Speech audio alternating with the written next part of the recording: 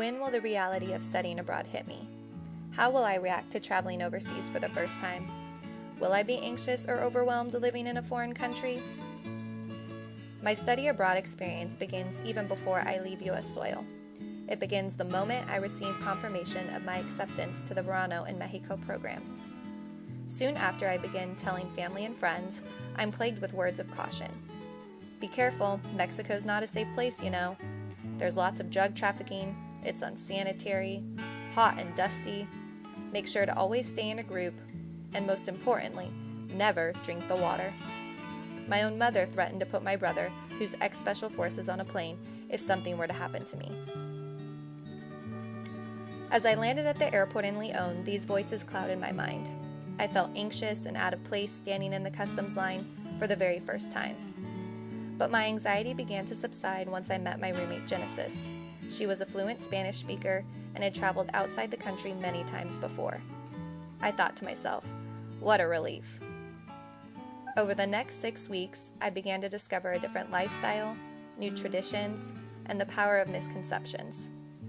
My encounters in the Mexican schools, walking amidst the crowded streets, and sitting at the dinner table amongst my host family served as counters to the misconceptions I'd been told.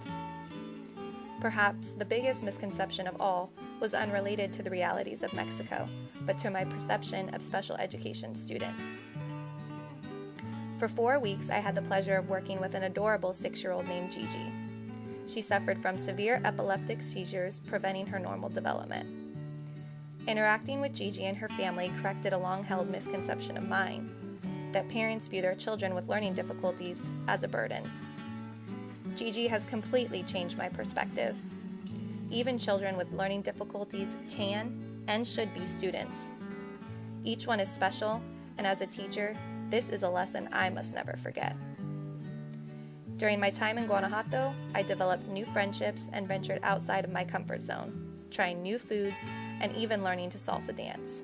It took several times having my toes stepped on to pick up the technique. One of my most embarrassing moments occurred as I was attempting to communicate in Spanish. I sat down to the breakfast table with my roommates and blurted out, "Buenas noches." My host mom looked up from the stove and shook her head. She politely corrected me saying, "Buenos dias," and we all laughed together.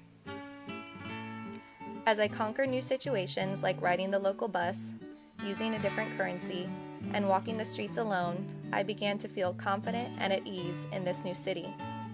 I found that being open-minded and maintaining a positive attitude allowed me to learn and grow to be a more complex and sensitive individual.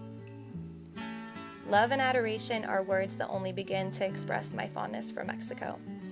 The people and the culture have forever left an imprint on my heart, and I'm grateful for all the lessons they've taught me about life, and more importantly, myself.